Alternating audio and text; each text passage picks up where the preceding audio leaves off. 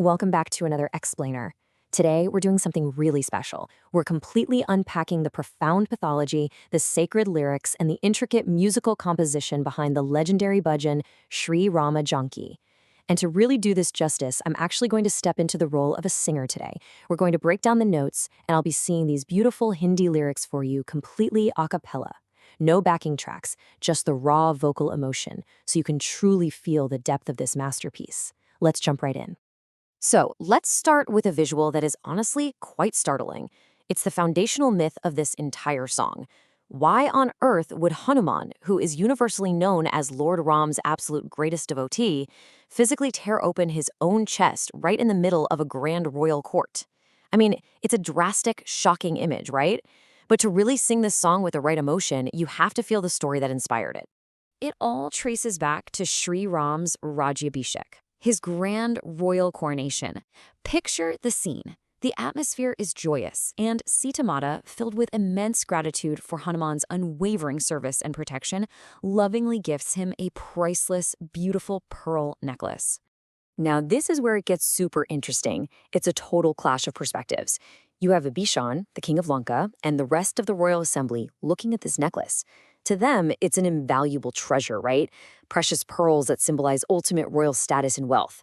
But Hanuman, he looks at it, and to the absolute shock of everyone in the room, he just starts casually cracking these priceless pearls with his teeth. He's inspecting them, and then just tossing them away. Why? Because to Hanuman, they were completely, utterly worthless if they didn't physically contain the essence or the name of his lord, Ram. You can imagine the tension in the room. When Vibhishana saw this, he just couldn't hold back.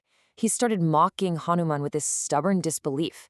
He essentially taunted him, asking, well, if you need Ram to be inside everything, is he inside you? And that is when Hanuman did the unthinkable. As it's recorded in the 15th century Vidvesha Ramayana, Hanuman fearlessly tore open his own chest with his bare hands. And right there in his beating heart, he revealed Sri Ram and Mata Sita physically residing within him. The entire royal court was just left in absolute stunned awe. He didn't waste time arguing with words. He gave them the ultimate, undeniable proof. And this moment gave birth to these powerful lyrics, which I'll sing for you now without any music.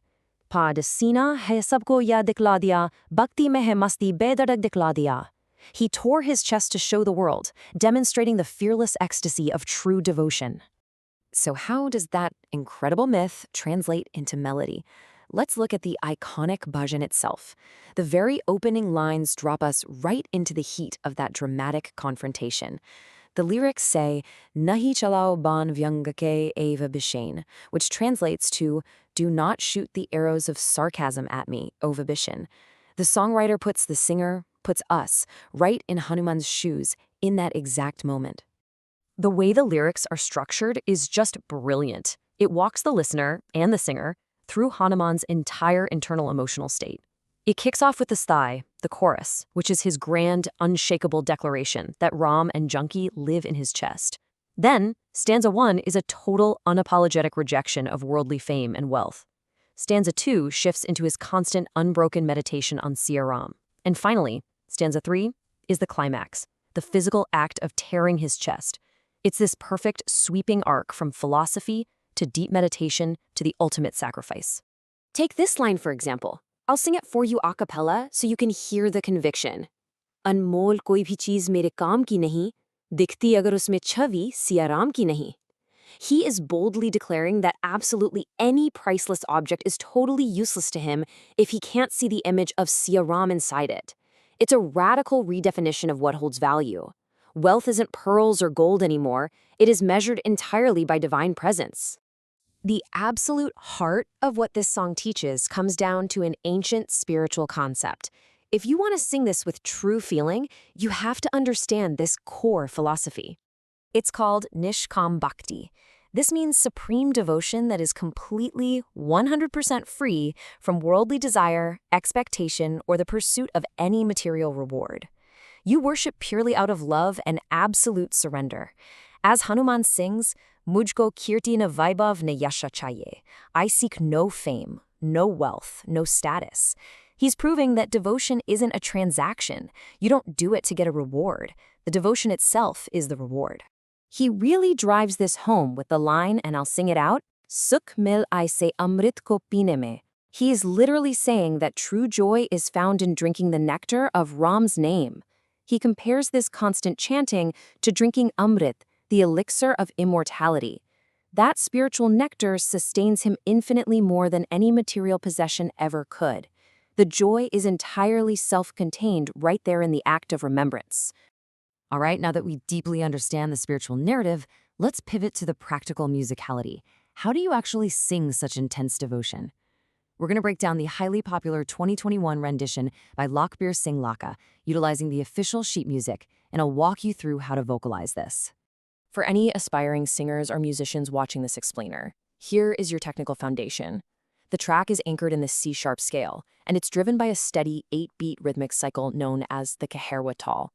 But here is the secret sauce: the use of a modified note called the kamal ni, which is essentially a flat 7th note. Hitting that specific flat note is absolutely crucial because it injects the song with this deeply emotional, almost pleading quality. Now, if you're reading the official Sargam sheet music, which is the Indian system of musical notation, you have to master a few shorthand rules to get the vocals right. You look for the K in parentheses to identify those flat notes, the komal swars. You've got the dot and the asterisks telling you to drop to the lower octave or jump to the higher one. The dash symbol means you stretch that vocal timing out, and those brackets? That means you glide smoothly between the notes, a technique called a meend. These aren't just technicalities, they are your literal instructions for capturing the raw emotion of the song.